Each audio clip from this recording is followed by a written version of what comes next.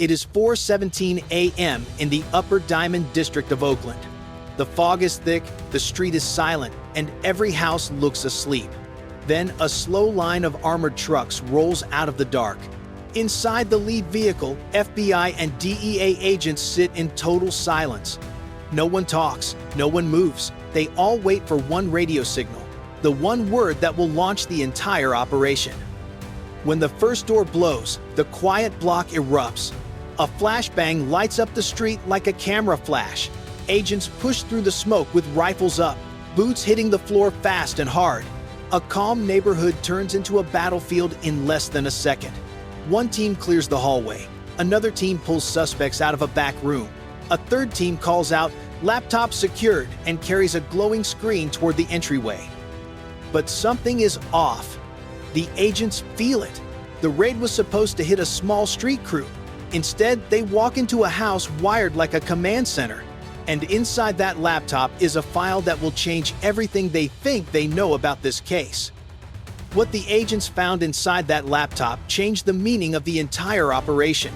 The raid was supposed to hit a local street crew, nothing more. But the files showed something far bigger. The names, the payments, the coded symbols, even the delivery routes, all of it pointed back to one place that no one expected: Pelican Bay State Prison. A shot caller serving a long sentence was running an entire network from inside a locked cell, and the crew in Oakland was only one of many moving his orders. This discovery mattered because it meant the threat was not outside on the streets. It was inside the system itself. The agents realized they had been chasing the wrong target. The block they hit tonight was not the real source of control. It was only a piece in a much larger chain that stretched across California and into neighboring states. Every shipment that crossed through San Ysidro, Calexico, and Nogales, every crypto payment broken into small pieces, every stash house hidden in plain sight, all of it fed one silent command center behind reinforced walls. For the teams on the ground, this changed everything. A simple raid had turned into a fight against a network that could rebuild faster than they could hit it.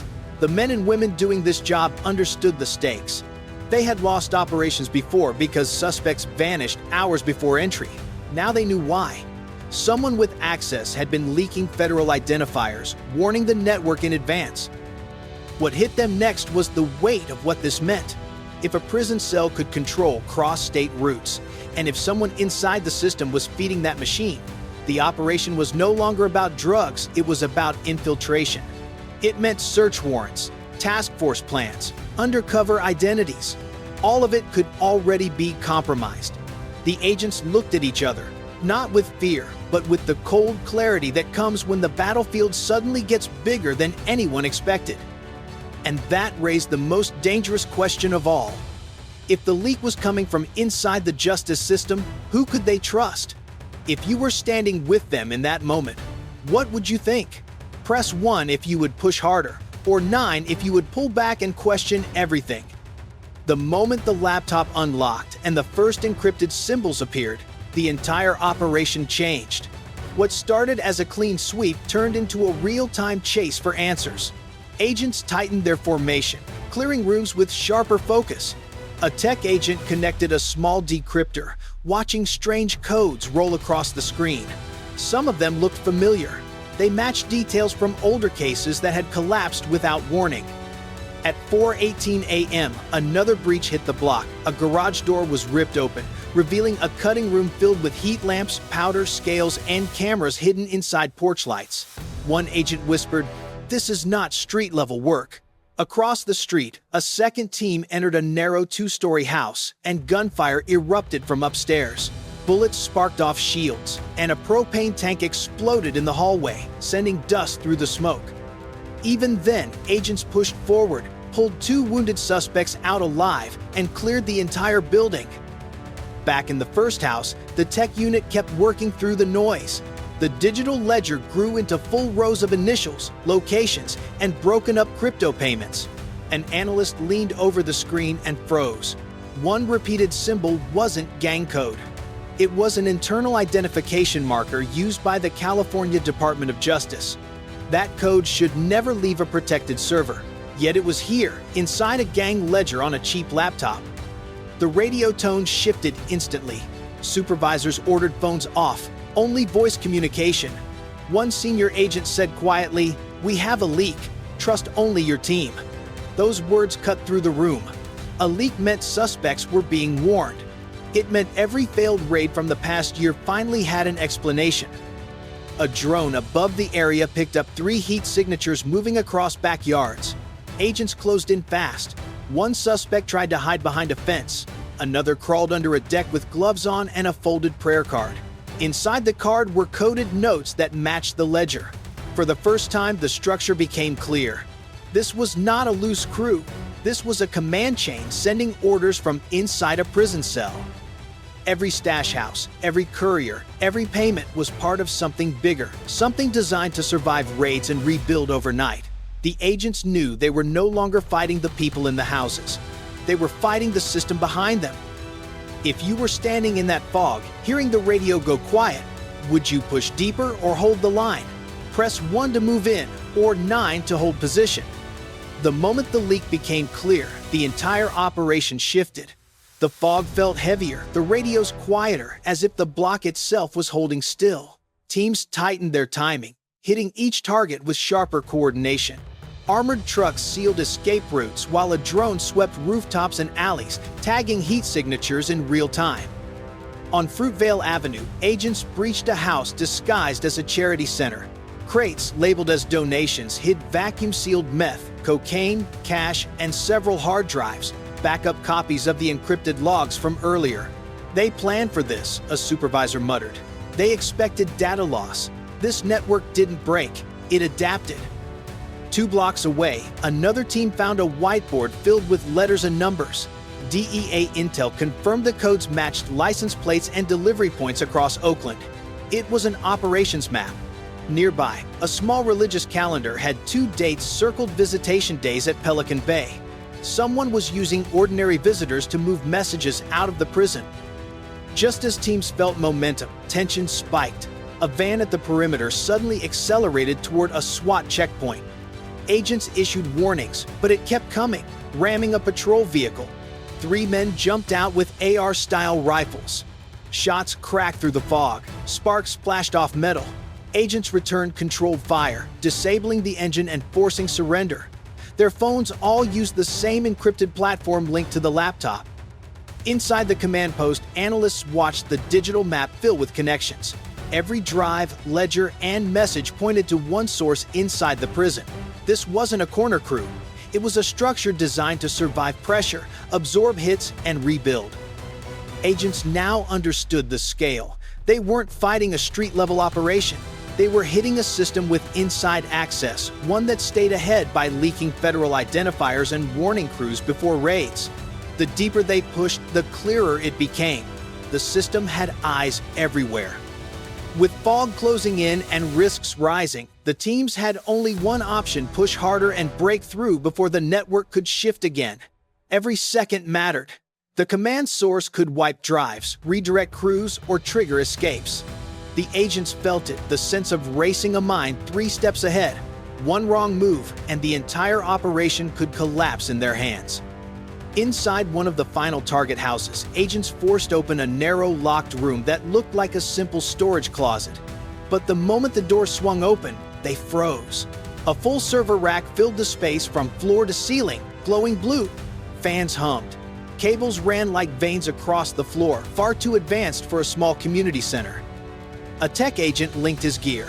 Within seconds, video feeds appeared street corners, alleys, rooftops across Oakland. These weren't city cameras, they were the gangs. They had built their own surveillance grid, tracking police patrols in real time. A chat message repeated the phrase, "clear skies." Analysts decoded it instantly. Authorization for a hit. Then came the discovery that shifted the entire operation. A metal box hidden inside a dresser held a gold-labeled USB. At the mobile lab, the encryption finally broke. Inside were massive files, money routes, coded instructions, delivery schedules stretching far beyond Oakland into Nevada, Arizona, Washington, and Oregon. One entry even matched a cold homicide in East LA, dormant for 2 years. The truth was now undeniable. The Oakland crew wasn't a standalone operation. It was one node in a regional command structure run from inside Pelican Bay. The prison walls weren't stopping orders, they were shielding the people issuing them. Messages flowed out, money flowed in, and every outside crew executed instructions without ever knowing who sat at the top. For agents in the field, the realization landed hard. They weren't shutting down a neighborhood crew. They were striking a machine designed to survive pressure, absorb losses, and rebuild instantly. If you were on that team, would this twist make you advance or hold back? Press 1 to push forward, or 9 to stay cautious. Operation Deep Cut peaked while the city was still dark. Teams had been moving for hours, yet the tension kept rising. Every new discovery pulled them deeper into something far bigger than a routine sweep. Inside the command post, screens glowed with drone feeds, maps, and rapid notes. Everyone understood one thing: this network wasn't built to fall tonight. In one basement, agents forced open a reinforced door and stepped into a hidden bunker. Behind false panels were rows of pistols, tactical vests, and sealed narcotics. Under a metal table taped to the frame, they found thick ledgers covered in the same symbols from the laptop. A tech agent flipped through them and whispered, "This is the chain. Every order's here." The room felt like the quiet core of something massive. Radio traffic cracked through. Drone has movement, 3 heat signatures, moving fast. Teams shifted instantly. In cold backyards, 2 suspects tried climbing fences before being pulled down. A third hid under a deck with a folded prayer card inside were tiny coded notes matching the digital logs. Analysts layered each piece onto the map. The structure became clear. This wasn't a street crew cluster. It was a system designed to keep running even when key parts were removed. A senior agent said, "They built this like an intel network." Then the biggest break hit. The tech unit unlocked the deepest layer of the gold USB. It wasn't just money trails. It was a full organizational blueprint, symbols for leadership, punishment, taxes, and interstate logistics. Many markers pointed to inmates directing crews across multiple states. Silence filled the room. They hadn't dismantled a gang, they'd exposed a second command system operating from inside prison walls. And at the bottom was one line: Phase 2, await confirmation. As the last houses cleared and dawn pushed through the fog, teams stood exhausted but alert. They had struck hard, but the machine behind it was still alive. If you were in that room staring at Phase 2, would you advance or brace? Press 1 to push forward or 9 to hold the line. By the time the sun reached the rooftops, the streets around the raid zone were locked down.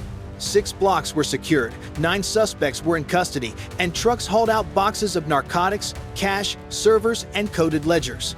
To anyone watching, it looked like a clean federal takedown. Reporters gathered behind the tape, unaware of how deep the night had gone. Inside the command post, the mood was different. Agents knew they had hit only one branch of a structure stretching far beyond Oakland.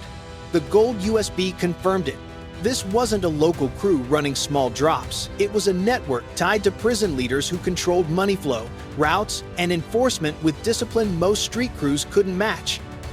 Prosecutors began drafting RICO indictments before the morning briefing ended. IRS teams traced suspicious transfers through restaurants and fake charities. DEA analysts mapped routes linking the operation to Nevada, Arizona, and Washington. The FBI expanded the task force, shifting the case from gang suppression to a long-term counterintelligence mission. The phrase "parallel command system" appeared in the first internal report. In neighborhoods around the raid zone, reactions were mixed. Some residents welcomed the quiet. Others feared retaliation from crews still active. Graffiti appeared 2 days later near Fruitvale, a coded message hinting at new management. A reminder that networks rarely disappear, they adapt. For the agents who pushed through fog, gunfire, and encrypted files, the message was clear. The real threat wasn't just the men they arrested, but the system that let them operate from behind prison walls, protected by distance, fear, and coded communication moving faster than most investigations. Operation Deep Cut had cut into the network, but it hadn't ended it. Phase 2 still waited in the data, its meaning unclear: expansion, retaliation, or a command shift. But everyone understood this much. The next move had begun forming the moment the first door blew open. If you think this fight should continue, press 1 to stand with the agents or press 9 if you believe the next strike will be far tougher.